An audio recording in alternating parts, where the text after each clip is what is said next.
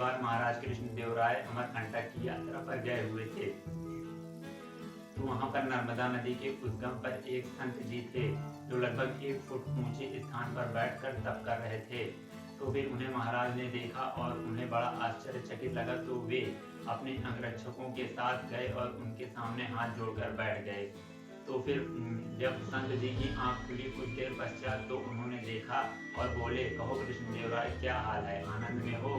तो फिर महाराज ने बोला, जी संत जी। तो संत जी ने बोला, नहीं, तुम्हारे राज्य पर बुराई के काले बादल छाए हैं।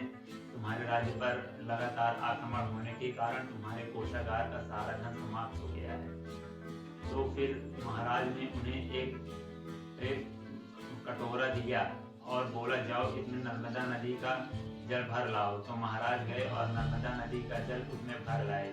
तो संत जी ने अपनी तर्जनी अंगुली डालकर उसमें कुछ मंत्र पढ़ा और बोला, ले जाओ इसे अपने कोषागार पर 7 दिनों तक छींटे मारना, तो फिर तुम्हारा रिक्त कोषागार पुनः भर जाएगा।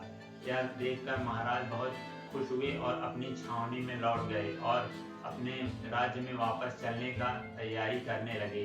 तो महाराज बड़े परेशान लग रहे थे। तो मंत्रियों ने पूछा, क्या हुआ महाराज? तो महाराज ने कहा कि हम इतने खराब रास्ते से आए हैं, ऊबड़ खाबड़, और फिर संत जी ने कहा था कि इस कटोरे का जल किसी और बर्तन या फिर बाहर नहीं जाना चाहिए, और सारा जल तो रास्ते में ही इतनी खराब रास्ता होने के कारण गिर जाएगा। तो फिर सभी सैनिकों ने कहा, यह तो समस्या की बात है।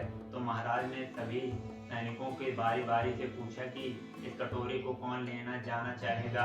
अपने राज्य में तो कोई भी आगे नहीं आया। जब तेनालीराम की बारी आई तो महाराज ने कहा कि तेनालीराम से तो पूछना ही व्यर्थ है, क्योंकि वह आते समय पूरे समय सो ही रहा था। तो तेनालीराम ने बोला, नहीं महाराज, आते समय कोई कार्य नहीं था इसलिए सो रहा था। जाते समय आप कटोरा दे दें तो शायद मैं जगता रहूं। तो फिर महाराज ने कहा कि सोच लो, यदि कटोरे का थोड़ा सा भी जल गिरा तो तुम्हारा सर धड़ से अलग कर दिया जाएगा। महाराज ने कहा, ठीक। तेनालीराम ने कहा, ठीक है महाराज। तो फिर सभी लोग चल लिए रथ में अपने सवार होकर, और महाराज को पूरे रास्ते कटोरे की ही चिंता सताई हुई थी। तो उन्होंने बीच में सैनिक को तेनालीराम को देखने के लिए भेजा। तो सैनिक आकर बताता है कि तेनालीराम तो सो रहे हैं और कटोरा भी नहीं है। तो फिर महाराज को थोड़ी सी हैरानी हुई, और यह सुनकर मंत्री लोग बड़ी खुशी हुई कि आज तो तेनालीराम काम से गया। और फिर सेनापति का रथ एकदम आगे आगे चल रहा था और वह जानबूझकर थोड़े अधिक खराब रास्तों पर लेकर जाने लगा ताकि कटोरे का सारा जल समाप्त हो जाए। और राज्य पर पहुंचने के बाद सभी ने सोचा कि आज तो तेनालीराम गया, क्योंकि जिस रास्ते से हम आ रहे हैं उस रास्ते पर कटोरे का जल का तो छोड़ो, कटोरा ही पिचक कर लड्डू बन गया होगा। और यह सोचकर तेनालीराम से ईर्ष्या करने वाले बहुत खुशी हो रहे थे। तब महाराज ने सैनिकों को तेनालीराम को उठाकर कटोरे को लाने के लिए भेजा। तो फिर सैनिक गए। सैनिकों को तेनालीराम के रथ की ओर धीरे धीरे बढ़ता देख मंत्रियों और अंगरक्षकों को लग रहा था कि तेनालीराम की मौत बढ़ रही है।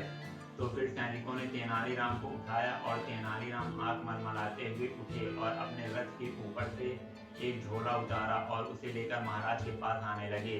तो महाराज ने कहा कि मैंने तुमसे कटोरा मंगाया है, तुम झोला लेकर क्यों आ रहे हो? तो फिर तेनालीराम ने उस झोले में से जल से लबालब भरा हुआ कटोरा निकालकर महाराज को दे दिया।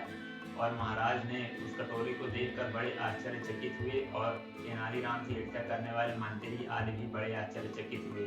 तो महाराज से रहा नहीं गया और उन्होंने पूछा, तेनालीराम तुमने यह कैसे किया? तो उन्होंने अपने झोले से एक फटे हुए गुब्बारे को निकाला और बोला, महाराज, मैंने इस कटोरे को पवित्र जल से भरे हुए इस गुब्बारे के अंदर डाल दिया था, जिससे गुब्बारे की रबड़ से इस कटोरे का मुंह बंद था और यह पवित्र जल बाहर नहीं आ पाया। यह सुनकर महाराज बहुत प्रसन्न हुए और बोले, तेनालीराम, तुम्हारे ऊपर पूरे राज्य को गर्व है। और यह देखकर उनसे ईर्ष्या करने वाले सभी लोग के सर झुक गए। और महाराज ने कहा कि बताओ तुम्हें क्या चाहिए? तो फिर तेनालीराम ने बोला, आपकी कृपा बस महाराज। तो यह सुनकर महाराज बहुत खुशी हुए और तेनालीराम को अपने गले से लगा लिया।